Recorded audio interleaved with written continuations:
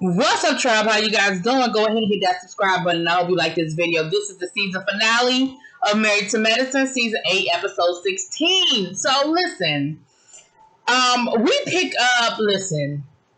Anila, Quad, and Heavenly are down at the bar, and Anila said, "I'm gonna get my money one way or the other. I'm gonna get it. I'm gonna get it out the front end or out the back end." And she decides that what she's gonna do is run up a bar tab and then charge it to Lisa Nicole's room. Now, listen, they show her going up to the front desk and asking the front desk what Lisa Nicole's room is. I'm here to tell you that the hotel ain't supposed to tell you that information. And I'm not going to say they didn't say it because they probably was like, oh, they all here together. We know that they're all one big group and they here together. So they probably ain't think it was too much to it. But they ain't really supposed to tell you somebody else's room number. They can say we'll call their room. They can say we'll put a note. But they ain't really supposed to be telling you. Because you could be going for anyway, I done went left.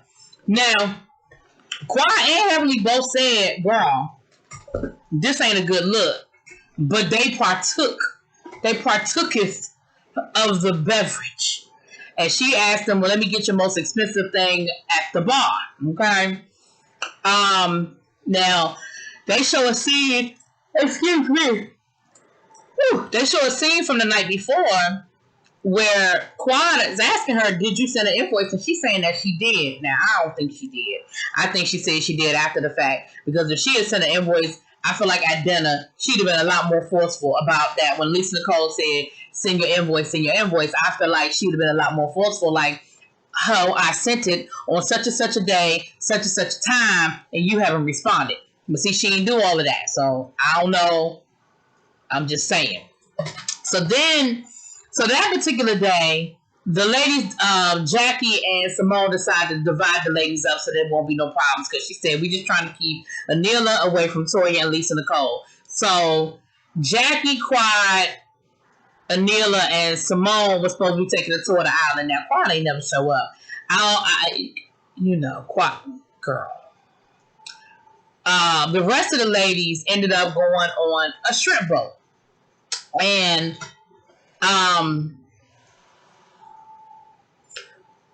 we found out that the ladies have conspired to bring the men down. Cecil, Curtis, and Scott are coming down. The other guys, I guess, couldn't get off work, or they knew it was going to be a shit show, and they said no. Contessa, is real passive-aggressive about it. On one hand, she's like happy he's coming, but you know that he coming down there for this whole intervention situation, and you ain't warn him and you ain't say nothing, because low-key, that's what you wanted them to do. Low-key, you wanted them to do that dirty work for you, and you wanted them to do this whole intervention situation. I see you, Contessa. I see. Quad must have slept in, honey, because Quad ain't go on either trip, okay? Now,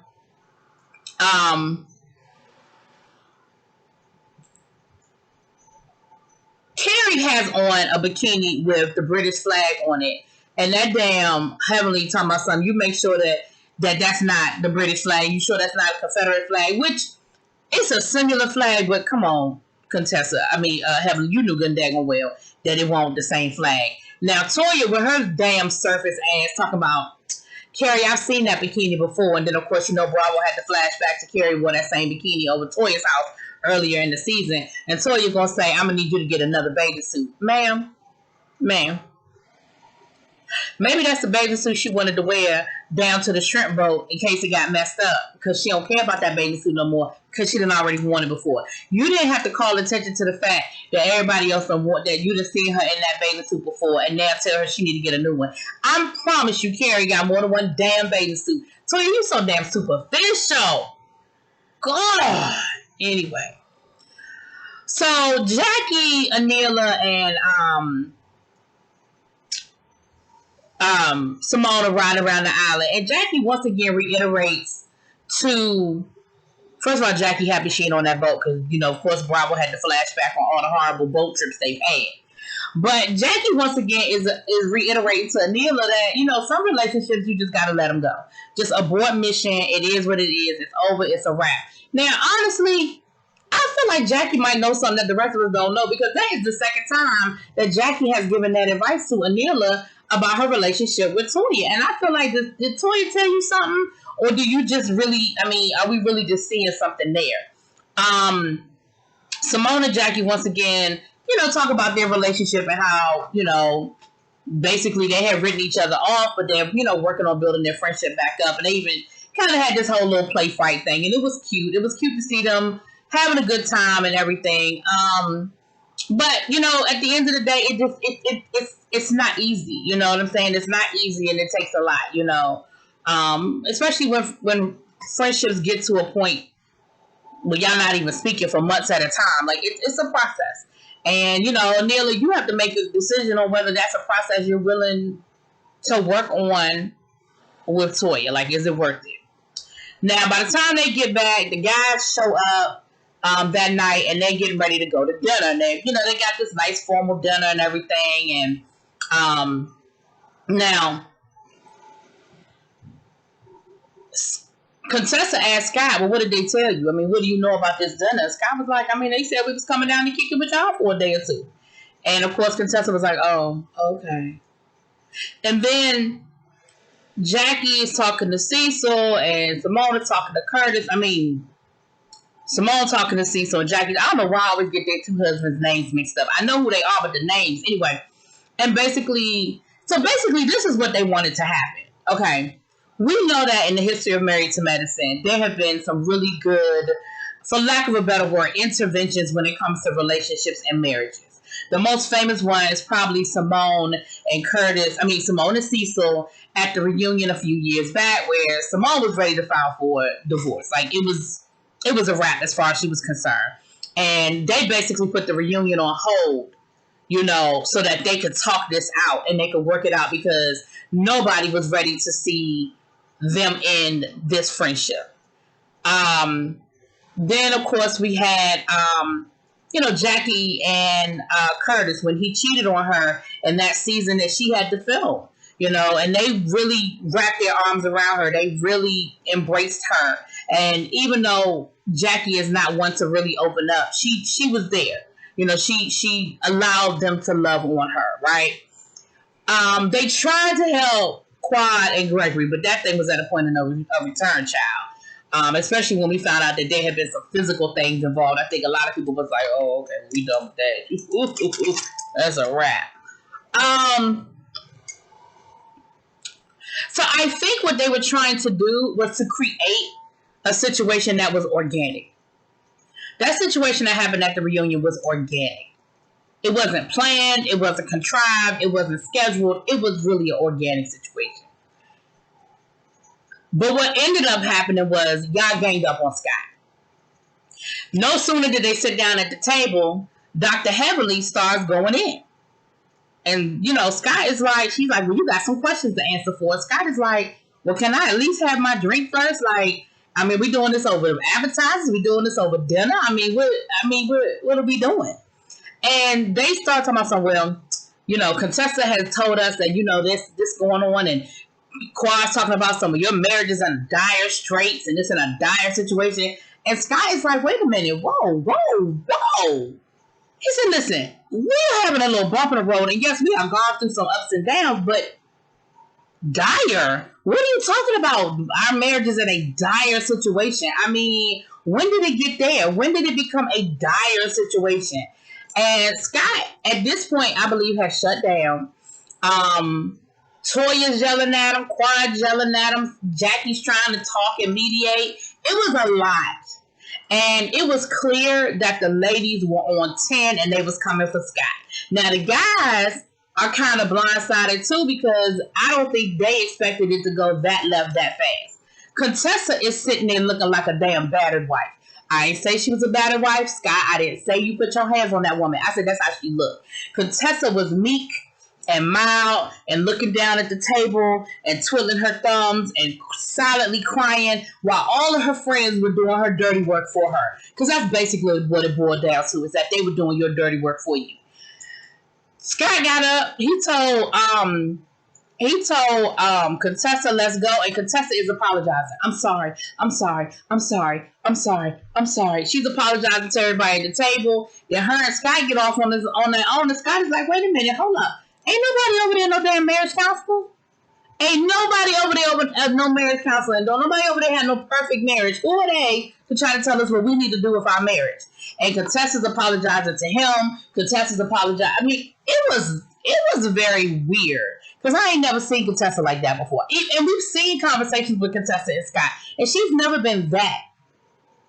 It was a lot. So then they end up leaving. They didn't even eat their dinner, honey. They ended up leaving. Quad and Heavenly ended up leaving. I mean, they ate their dinner and everything, but they ended up leaving because Contessa had texted Quad and was like, we're back at the room. I don't even know what to say. So they left the table and they went to go talk to Contessa. Now, Scott let them in the room. And they ended up trying to have a conversation with Scott, and Scott is still being defensive. And he is like, listen, we good. And they tried to get some clarity on this whole life coach situation. Well, now he didn't have a life coach. That was a woman. His life coach name is Kevin Johnson. And that's who he been talking to. Well, come to find out, he told the guys that he ain't had no life coach, and he hadn't talked to nobody. It was just a lot. And so, of course, Quad and Heavenly are like, okay, we call bullshit because this don't even sound like it make no sense. You go from, and they was like, well, somebody lying because Contessa is very clear on what she heard. And now you're saying something totally different than what Contessa knows that she heard. It's a whole lot of going on here. We don't know who's the who and what's the what and how's the how. The guys back at dinner were trying to explain to the ladies, listen, basically, y'all kind of just came at them, and you're going to get what you're going to get. And then they started sharing with the guys some of the information they had about the life coach and stuff. And of course, the guys were like, okay, well, we didn't know all that. Like, we ain't have all that information. So Scott basically, he nice, nasty puts them out of his room because he lets them know he done with the conversation and he ready to go to bed. So that's clue for it. You ain't got to go home, but you got to get the hell up out of my room. The next morning, Cecil is talking to Jackie. Curtis, damn it. Cecil is talking to Simone. Curtis is talking to Jackie. And Jackie was like, do you feel like we were wrong for what we did? And he said, I mean, the way things turned out, yeah, I would say that probably wasn't the best way to handle it. Because again, and Curtis was fair. Curtis said, listen, you're only getting one side of the story. Like, I hear what you're telling me, and we didn't know all that y'all are telling us. We didn't know all of the ins and the outs and the twists and the turns, but you're only getting one side of the story. You're getting Contessa's side. We don't have Scott's side. We don't know what Scott is saying. We only know what Contessa told y'all Scott is saying. Now, Toya made a good point at dinner. Toya was like, listen, that is an emotional affair. And it is. If what Scott said is true, it is. And an emotional affair can be worse than a physical affair. I mean, you don't want your husband to have either one, but it's certainly it's certainly not a good feeling. Well, next thing you know, the next morning, Carrie goes into Toya's room, and come to find out, Contessa and Scott were fighting first thing in that morning, screaming and hollering. Tessa is screaming and hollering at Scott because come to find out Scott got naked pictures of women in his phone and he's playing dumb. I don't know how they got there. I don't know why I got so many naked pictures in my phone. I don't know. I didn't ask for it. And so then Toya and Carrie go to check on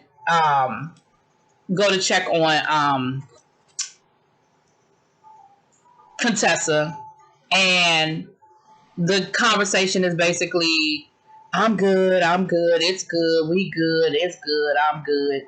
Scott goes down to the bar, and he's at the fellas at the bar, and he's like, listen, I ain't about to have another one-on-one conversation with the ladies. I ain't doing that no more. Like, they ain't about to ambush me again.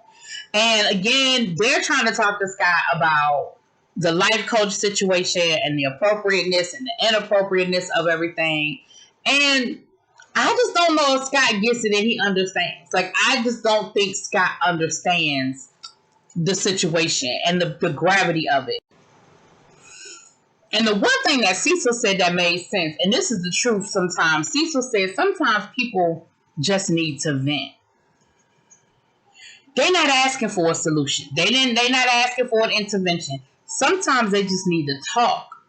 and they just need somebody to listen to their perspective. And I think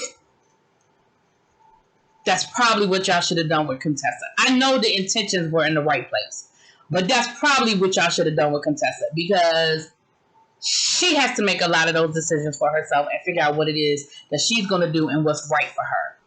But anyways, the final day, we packing up, we leaving. Baby Lisa Nicole goes down there to the to the checkout and clear her bill, and she found out she got a $600 bill, baby. And of course, Toya knows exactly who it was. Toya knows, because first of all, Lisa Nicole don't drink, so ain't no way in the world she got no $600 bar tab, because she don't drink. Toya went straight and got Anila. And Lisa told Anila, listen, you do know that what you did is illegal. Like, what you cannot be charging stuff to somebody else's bill. That's illegal. So you need to either pay this bill, or you need to, or I'm calling the police. Like, it's just that simple. Lord, why Carrie Ann gonna tell Lisa, don't be no Karen. Don't call the police. We can resolve this. Don't be no Karen. I said, girl, not the only white girl on the trip talking about something, don't be a Karen. But Lisa was serious. Lisa was like, I'm not paying that bill. You either gonna pay that bill, or I'm calling the police. Now, Neela started talking about something. Well, call the police then. Call the police then. You the one that's in the news. Ma'am, she not in the news for that. She not in the news for that. Okay? Like, Anila, it was cute and it was fun, but it was wrong. Like, you were wrong. I mean, I understand why you did it, though, but you was wrong.